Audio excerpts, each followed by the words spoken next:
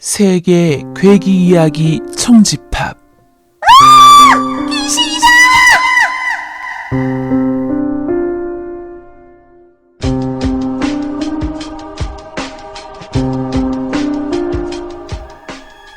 한국편.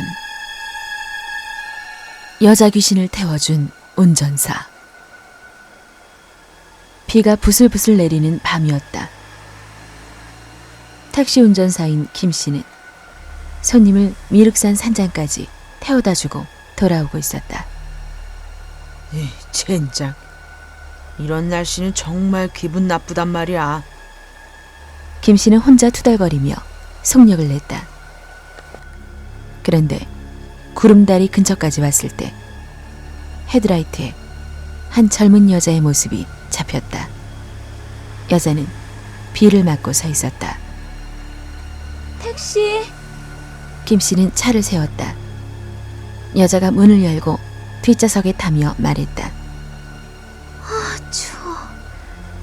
오랫동안 택시를 잡지 못해 비를 흠뻑 맞았어요. 과연 여자의 입술은 새파랬다.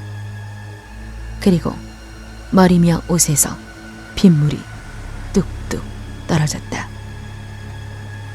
눈이 크고 얼굴이 예뻤다. 어디까지 가십니까? 복례 극장까지요. 김 씨는 여자를 태운 뒤부터 웬일인지 으스스한 한기를 느끼고 있었다. 날씨 탓인가? 김 씨는 부지런히 차를 몰아 복례 극장 앞까지 갔다. 12시가 넘어 극장의 불이 모두 꺼져 있었다. 김 씨는 차를 세웠다. 여자가 내리며 말했다. 여기가 저의 집이에요. 돈이 없어서 그러니 잠깐만 기다려주세요. 곧 가지고 나올게요. 극장 옆에 낡은 한옥이 하나 붙어 있었다. 여자는 그 집의 문을 열고 안으로 쑥 들어갔다. 김 씨는 등받이에 몸을 기대고 여자가 나오기를 기다렸다. 그러나 아무리 기다려도 여자는 나오지 않았다.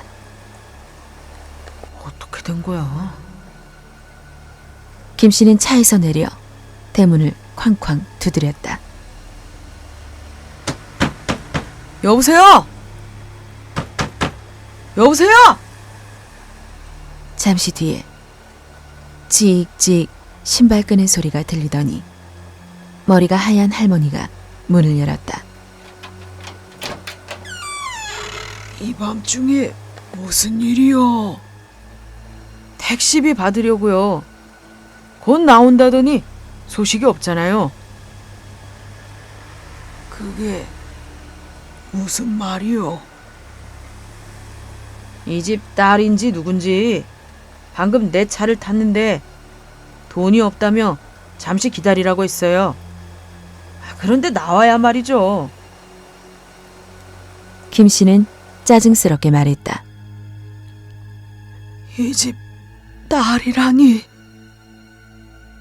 할머니의 목소리가 떨렸다. 자세히 말해보시오. 누굴 태우고 왔다고요? 방금 집에 들어온 사람 있을 거 아닙니까? 택시비 몇 푼 가지고 정말 이러실 겁니까? 할머니가 김 씨의 팔을 붙잡고 말했다. 여보시오 젊은이. 우리 집엔 아무도 안 들어왔다오. 들어왔으면 왜 내가 모르겠소? 이 집엔 나와 영감 이렇게 단둘이 산다오. 그러나 자세히 말해보시오. 어떻게 생긴 여자였는지, 어디서 탔는지, 뭐라고 말했는지. 김 씨는 그제서야 뭔가 이상하다고 느꼈다. 미륵산에서 내려오다가 태웠습니다. 여기가 집이라고 했어요. 얼굴이 예쁘장하고 몸매가 호리호리하고 키는 보통이었어요.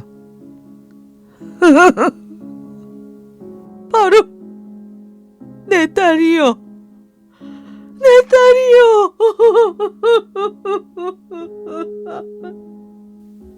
할머니가 갑자기 울음을 터뜨렸다. 김 씨는 무슨 일인지 알 수가 없었다. 오늘이 바로 내 딸 제삿 날이요. 무남 동녀였는데 작년에 죽었다오. 기사 양반이 그 아이를 태운 바로 그 자리에서 교통사고를 당했다오. 김 씨는 등에서 식은 땀이 주르르 흘렀다. 그리고 온몸에 소름이 돋았다. 그럼 제가 귀신을 태우고 왔단 말입니까? 어쨌든 고맙소.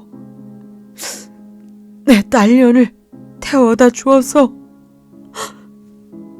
할머니는 주머니에서 10,000원짜리 한 장을 꺼내 김 씨의 손에 쥐어주고 돌아섰다. 그리고 울부짖었다. 영순아, 어디 있느냐? 왔으면 왔다고 말 좀 해봐라. 영순아, 영순아. 김 씨는 할머니의 울부짖는 소리를 들으며 그 자리에 못 박힌 듯 서 있었다. 그럴 리가 없어. 분명히 사람이었어. 귀신이 아니었어. 김 씨는 아까 그 여자가 대문을 밀고 안으로 사라지던 모습이 생각났다. 그때 분명히 대문이 열려 있었다. 그런데 김 씨가 대문을 두드렸을 때는 대문이 잠겨 있었고 또 할머니가 빗장을 따는 소리도 분명히 들렸다. 김 씨는 허둥지둥 택시로 돌아가 뒷좌석의 시트를 만져보았다. 이럴 수가. 그 여자는 비에 흠뻑 젖어 있었어. 그렇다면 시트도 젖어 있어야 해. 그런데 시트가 멀쩡해. 정말 내가 귀신을 태웠단 말인가? 김 씨는 그날 밤 집으로 돌아가서 헛소리를 하며 알았다. 눈을 떠도 감아도 그 여자의 모습이 떠올랐다. 김 씨는 결국 정신병원에 입원해서 몇 달 동안 치료를 받아야 했다. 퇴원한 뒤 김 씨는 직업을 바꾸었다. 이 사건이 일어난 곳은 아주 작은 항구 도시였다. 그래서 이 사건은 운전기사들에게 곧 널리 알려졌다. 그 뒤 기사들은 밤중에 미륵산 근처에 가는 것을 꺼리게 되었다. 사건은 다음해 같은 날에 또 일어났다. 역시 비가 부슬부슬 내리는 밤 12시쯤이었다. 박 씨는 돈을 많이 주겠다는 바람에 한 손님을 미륵산 산장까지 태워다 주었다. 그리고 휘파람을 불며 차를 돌려 시내 쪽으로 향했다. 구름다리 근처까지 왔을 때 한 여자가 비를 맞으며 손을 들고 있었다. 박 씨는 머리끝이 쭈뼛해졌다. 틀림없이 그 귀신이야. 태웠다가는 내가 미치고 말 거야. 박 씨는 그대로 차를 몰았다.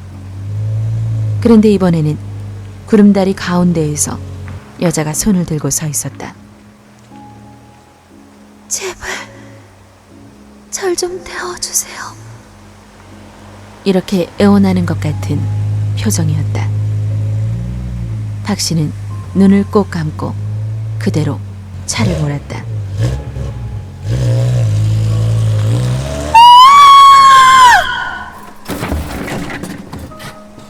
긴 비명이 박 씨의 귓전을 때렸다.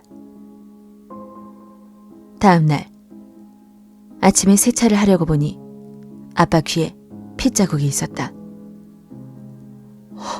어떻게 된 거야? 귀신이 아니었단 말인가? 박 씨는 깜짝 놀랐다. 그런데 구름다리에서 사고가 났다는 소식은 없었다. 박 씨는 구름다리로 가보았다. 핏자국 같은 것은 없었다. 역시 귀신이었어. 박 씨는 안도의 숨을 내쉬었다. 그런데 그날 밤 또다시 길가에서 그 여자를 보았다. 그 여자는 으슥한 길을 지날 때마다 나타났다.